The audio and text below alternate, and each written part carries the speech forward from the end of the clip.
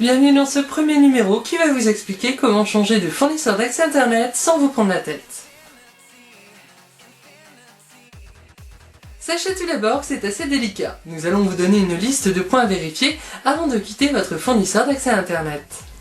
Tout d'abord, assurez-vous de ne pas être engagé chez votre opérateur actuel ou d'être en fin de période d'engagement. Prenez connaissance de votre offre actuelle. Votre futur opérateur aura besoin de savoir si vous êtes actuellement sur une offre en dégroupage total, en dégroupage partiel, en ADSL nu ou non dégroupé. Si vous ne savez pas, vérifiez si vous payez toujours un abonnement téléphonique auprès de France Télécom. Il saura ainsi de quelle offre il s'agit.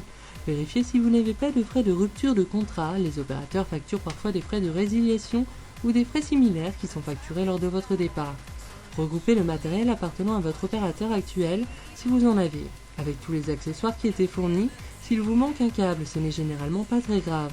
Pensez également à bien emballer ce matériel lors de la restitution de façon à ce qu'il ne s'abîme pas durant le transport. L'idéal étant de retrouver l'emballage d'origine.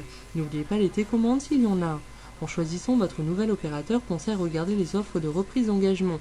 Certains fournisseurs d'accès vous proposent de vous rembourser les frais de départ de votre opérateur précédent.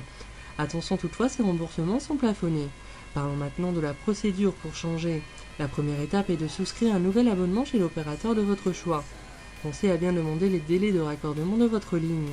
Ensuite, vous allez devoir rédiger votre lettre de résiliation et l'envoyer à votre opérateur actuel en précisant bien qu'il s'agit d'un changement d'opérateur. La date d'envoi de la lettre de résiliation dépend du délai de raccordement annoncé par votre nouvel opérateur. De manière générale, et sauf indication contraire de votre futur fournisseur d'accès, nous vous conseillons d'envoyer votre courrier de résiliation 10 jours avant le raccordement de votre ligne sur le réseau de votre nouvel opérateur.